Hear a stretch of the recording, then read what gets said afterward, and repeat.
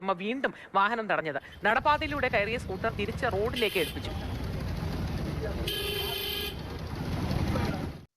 Hi, പുതിയൊരു വീഡിയോയിലോട്ട് സ്വാഗതം. ഇന്ന് വന്നിരിക്കുന്നത് ഒരു സ്പെഷ്യൽ വീഡിയോ ആണ്, ഒരു സ്പെഷ്യൽ റിയാക്ഷൻ വീഡിയോ. നമ്മൾ ഈ ഒരു ചാനലിൽ ഒരു മാസത്തെ ഒരു റിയാക്ഷൻ വീഡിയോ ഒരു സ്പെഷ്യൽ ചെയ്യാറുണ്ട്. അപ്പോൾ ഇന്നത്തെ വീഡിയോ എന്ന് പറഞ്ഞാൽ 2-3 ദിവസം സോഷ്യൽ മീഡിയയിൽ വൈറലായ ഒരു അമ്മയുണ്ട്, പ്രഭാവതി അമ്മ. കൈ അടുപ്പിച്ചവരെ കൊണ്ട് തന്നെ വെറുപ്പിക്കുന്ന കേരളത്തിലെ ഒരേ ഒരു അമ്മയായിട്ട് ഈ പ്രഭാവതി അമ്മ മാറിയിട്ടുണ്ട്. അതെന്തുവെന്ന് വെച്ചാൽ ഞാൻ പറയാം. അപ്പം വീഡിയോ അവസാനം വരുന്ന കാണണം. ഈ ചാനലൊന്ന് സബ്സ്ക്രൈബ് ചെയ്യണം. ഈ വീഡിയോ എന്ന് പറഞ്ഞാൽ ഞാൻ 2 ദിവസം മുന്നേ കണ്ടിട്ട് ഞാൻ ഉടനെ ഇവരെ ഒരു അപ്രീഷിയേറ്റ് എനിക്ക് അന്നേരം തന്നെ ആയാലും നമുക്ക് മനസ്സിൽ തോന്നും. കാരണം ഇപ്പം നമ്മളായാലും ഫൈൻ, ഇപ്പം ഓർക്കാപ്പുറത്ത് ഒരു നിയമവിരുദ്ധമായിട്ടൊരു കാര്യം കാണുവാണെങ്കിൽ ഓക്കെ, അതങ്ങനെ ചെയ്യുന്ന തെറ്റാ, നിങ്ങളത് പോകും എന്ന് വേണമെങ്കിൽ പറയാം. അതെല്ലാവർക്കും ഉള്ളൊരു റൈറ്റ്സ് ഉണ്ട്. അതാണ് ഇപ്പം പ്രഭാവതി അമ്മ ആദ്യമേ ചെയ്തതായിട്ടാണ് എനിക്ക് തോന്നിയിട്ടുള്ളത്. അപ്പം അവർ ചെയ്ത് കഴിഞ്ഞിട്ട് ആരോ അത് മൊബൈലിൽ പകർത്തി, അതിപ്പോൾ സോഷ്യൽ മീഡിയ മൊത്തം വൈറലായി. അപ്പോൾ അവരെ വിളിച്ച് MVD മോട്ടോർ വെഹിക്കിൾ ഡിപ്പാർട്ട്മെൻറ്റ് ഒരു അനുമോദനമായിട്ട് ഒരു പൊന്നടയൊക്കെ ഇട്ട് കൊടുത്തായിരുന്നു. അതൊക്കെ ഓക്കെ, അതൊക്കെ ഒരു താൽക്കാലിക ഒരു മനുഷ്യരുടെ ജീവിതത്തിൽ നടക്കുന്ന ഒരു കാര്യം തന്നെ. ഇപ്പം അങ്ങനെയുള്ള ഒരു റൈറ്റ് ഉണ്ട്. ഇപ്പം നമുക്ക് ആ വീഡിയോ നോക്കാം. വീണ്ടും വാഹനം തടഞ്ഞത്. നടപ്പാതയിലൂടെ കയറിയ സ്കൂട്ടർ തിരിച്ച് റോഡിലേക്ക് ഏൽപ്പിച്ചു.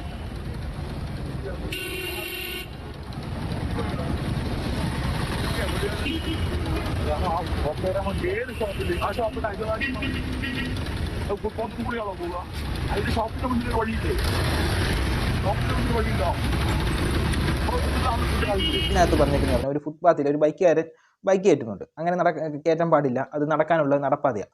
അപ്പോൾ ആ നടപ്പാതയ്ക്കെതിരെ ഇവരൊന്നും പോരാടുന്ന കാണിക്കുന്നുണ്ട്.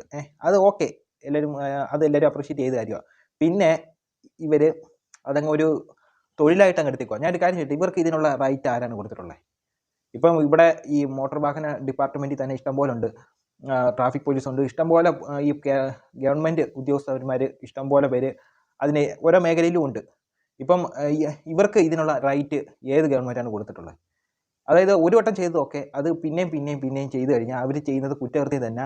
അപ്പോൾ അവരെ അതിനകത്ത് അറസ്റ്റ് ചെയ്യാനോ അല്ലെങ്കിൽ വാണിംഗ് കൊടുക്കാനോ നിയമ ഉദ്യോഗസ്ഥർക്ക് അധികാരമുണ്ട്. അത് എത്രയും പെട്ടെന്ന് ചെയ്യുന്നതായിരിക്കും നല്ലത്. കാരണം ഈ ഒരു വീഡിയോ തന്നെ നിങ്ങൾ ശ്രദ്ധിച്ച് നോക്കിയാൽ മതി. ഇവർ ഒരു ബൈക്കുകാരൻ പോകുമ്പോൾ ബൈക്കിൻ്റെ പുറകെ പിടിച്ച് വലിക്കുന്നുണ്ട്.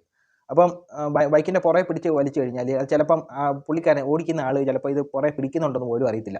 ചിലപ്പോൾ ഫസ്റ്റ് അങ്ങോട്ട് പോകുന്ന വഴിക്കായിരിക്കും ഇവർ തെറിച്ച് വീഴുന്നത്, ഇവർക്ക് എന്തെങ്കിലും പറ്റുന്നത്. അപ്പോഴേ മീഡിയക്കാർ മൊത്തം എടുത്തൊരു വാർത്തയാക്കും. കൊല്ലാൻ ശ്രമിച്ചു എന്ന് പറഞ്ഞാൽ അങ്ങനെ വരുത്തുള്ളല്ലോ, അങ്ങനെ ഒരു വാർത്തയാവും, അത് വേറെ ഒരു വിഷയമാവും. അപ്പം ഈ വയസ്സാം കാലത്ത് ഇവർക്ക് അത് വീട്ടിൽ ഇരുന്നൂടെ എന്ന് ഞാൻ ചോദിക്കുന്നുള്ളൂ. ആദ്യമേ കാണിച്ചത് ഓക്കെ. ഇപ്പം സമൂഹത്തിൽ ഒരു അനീതി ഇപ്പം തന്നെ നോക്കുകയാണെങ്കിൽ, ഇപ്പോൾ ഒരു ബസ് സ്റ്റോപ്പിൽ ഒരു രാജ്യദ്രോഹിയായിട്ടുള്ള ഒരാളെ കണ്ടെന്ന് വിചാരിക്കുക. നാട്ടുകാരെല്ലാവരും കൂടി അവരെ പിടികൂടി അടുത്തുള്ളൊരു പോലീസ് സ്റ്റേഷനിൽ എത്തിക്കുക. അത് ഒരു റൈറ്റാണ്, അതൊരു റൈറ്റ് ഉണ്ട്.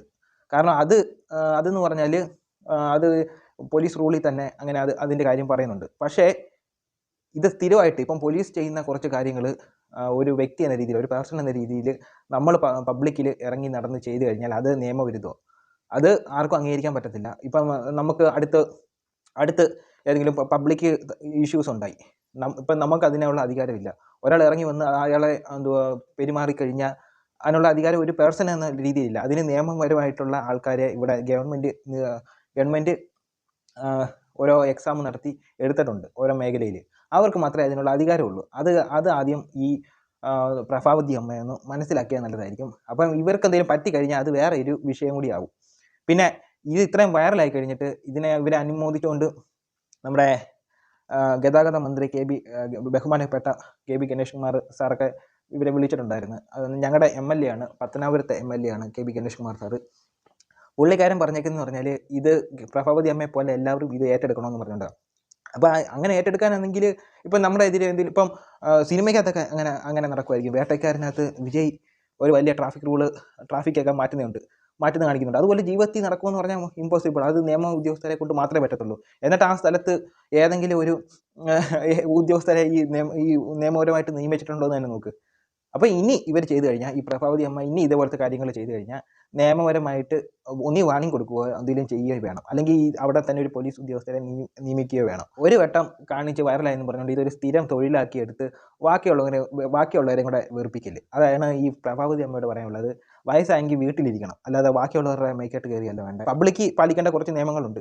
വീട്ടിൽ നമ്മൾ കാണിക്കുന്നതിന് തൊട്ട് പബ്ലിക്ക് ഇറങ്ങി കാണിക്കാൻ പറ്റില്ല. പബ്ലിക്കിൽ കാണിക്കണമെങ്കിൽ അത് നിയമ ഉദ്യോഗസ്ഥരെ കൊണ്ടേ പറ്റത്തുള്ളൂ. ഇനി ഇതുപോലെ ചെയ്യുവാണെങ്കിൽ നിയമപരമായിട്ട് എടുക്കുക, അത് എന്നേ പറയാൻ പറ്റത്തുള്ളൂ. അല്ലെങ്കിൽ ഇതിന് സമൂഹത്തിൽ എല്ലാവരും ഇതേപോലെ ഇറങ്ങും. ഇപ്പോൾ അതുകൊണ്ട് ഇതിനൊരു നടപടി എടുക്കുക. ഇത് കണ്ടപ്പോൾ എനിക്കൊരു അഭിപ്രായം പറയാൻ തോന്നി. അതിനാണ് ഞാൻ ഈ വീഡിയോ ചെയ്തത്. ഇപ്പം ഒരു വട്ടം ചെയ്തത് ഓക്കെ, ഇനി ചെയ്തുകൊണ്ടിരുന്ന ഈ പ്രഭാവതി അമ്മയ്ക്ക് വാണിംഗ് കൊടുക്കണമെന്ന് തന്നെയാണ് എൻ്റെ ഒരു അഭിപ്രായം. അപ്പോൾ ഇത്രയേ ഉള്ളൂ. അടുത്തൊരു വീഡിയോ ആയിട്ട് വരുന്നവരെ ബൈ.